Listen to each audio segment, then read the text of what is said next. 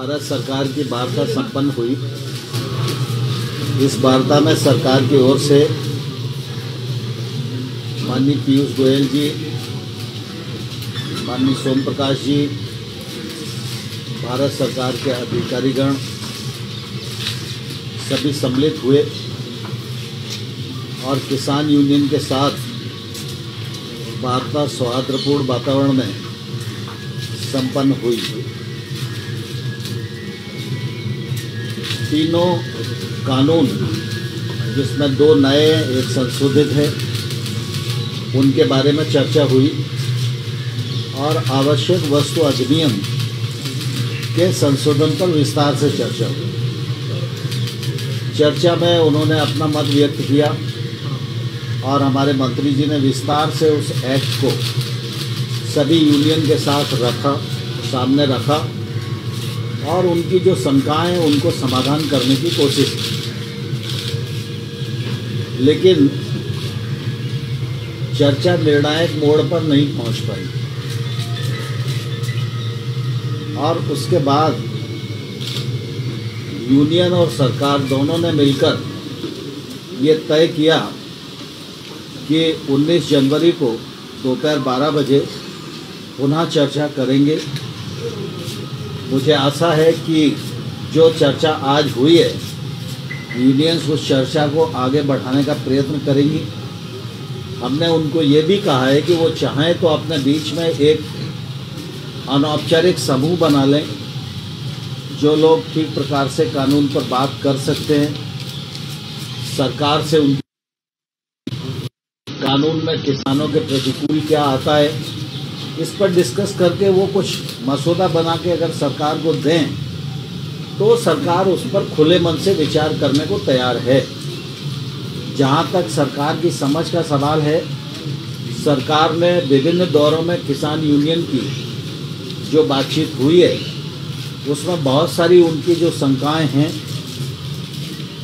उनको पहचान किया है और उन शंकाओं को दूर करने के लिए अपना मत भी व्यक्त किया है और यूनियंस को लिखित प्रस्ताव भी सरकार की ओर से दिया गया है।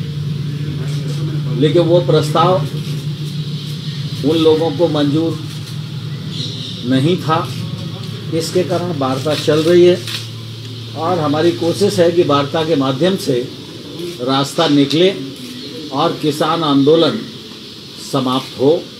किसान सर्दी में बैठे हुए हैं, कोविड का भी संकट है और इसके कारण सरकार को निश्चित रूप से इस बात की चिंता है और इसलिए सरकार खुले मन से और बड़प्पन से लगातार चर्चा कर रही है और मुझे आशा है कि संभवतः हम समाधान की ओर बढ़ सकें। सर, जब सुप्रीम कोर्ट ने ऑलरेडी ट्रस्टी सेटअप किया, इस तरह का पैरेलल टॉक्स होने का क्या what is the need sir?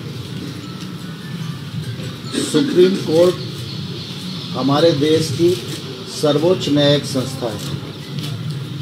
Supreme court के प्रति हम सब की प्रतिबद्धता है और आने वाले कल में भी रहेगी, इसमें किसी को कोई शंका नहीं होनी चाहिए। सुप्रीम कोर्ट ने जो निर्णय दिया है उस निर्णय का भारत सरकार स्वागत करती है। सुप्रीम कोर्ट ने जो कमेटी मध्यस्थता के लिए और सुनने के लिए बनाई है, वह कमेटी जब भारत सरकार को बुलाएगी तो हम उस कमेटी के समक्ष भी अपना पक्ष प्रस्तुत करेंगे और अपनी बात निश्चित रूप से रखेंगे। लेकिन किसान चूँकि सरकार से वार्तारत थे और इसलिए आज की तारीख तय थी, तो हम लोगों ने किसान यूनियन को पूछा, उन्होंने कहा हम वार्ता के लिए आना चाहते हैं, तो हमने कहा कि आप ज़रूर आइए। स्वाभाविक रूप से सुप्रीम कोर्ट ने जो कमेटी बनाई है वह कमेटी भी समाधान ढूंढने के लिए है और चर्चा में अनेक स्थानों पर चर्चा होती है, तो हो सकता है किसी चर्चा के माध्यम से कोई रास्ता निकल सके।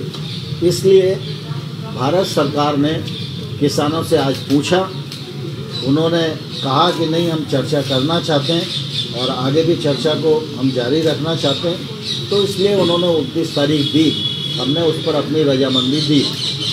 सर, कोर्ट में सॉलिसिटर जनरल ने कहा था कि आंदोलन में हमें कुछ अलगाववादी डॉक्टरों की बात दी। क्या मीटिंग में भी ये बात उठती है कि इस तरह से संगठनों के बीच में ऐसे लोग शामिल हैं जो कि अलगाववादी हैं या जो नहीं चाहते हैं कि छवि बनी रहे, बिगाड़ी जाए या इस्तेमाल किया जाए आंदोलन का? हमारी जानकारी के अनुसार कृषि सुधार बिलों के बारे में 2-3 राज्यों के किसान आंदोलित हैं, वो धरने पर बैठे हुए हैं। उन किसानों के प्रतिनिधि के रूप में कुछ किसान यूनियन सरकार के साथ वार्ता में हैं। सरकार उनको किसानों का प्रतिनिधि मानकर ही वार्ता कर रही है। इसके अतिरिक्त हमने और कुछ सोचा नहीं। सर, एक सड़क पर भी विरोध हो रहा है। राहुल गांधी जो है वो प्रोटेस्ट कर रहे हैं, मार्च निकाले, राजभवन तक आज गए थे। कह रहे थे कि सरकार जो है वो किसानों की अनदेखी नहीं कर रही है बल्कि उसे खत्म करने की साजिश कर रही है। राहुल गांधी के बयान पर और राहुल गांधी के कृत्य पर पूरी कांग्रेस सिर्फ हंसती है और उनका उपहास उड़ाती है। मैं आपके माध्यम से राहुल गांधी को कहना चाहता हूं कि 2019 में कांग्रेस पार्टी के मैनिफेस्टो में ये रिफॉर्म वो करेंगे, यह वायदा उन्होंने लिखित में किया था। अगर उनको याद ना हो तो वो अब दोबारा से पढ़ ले।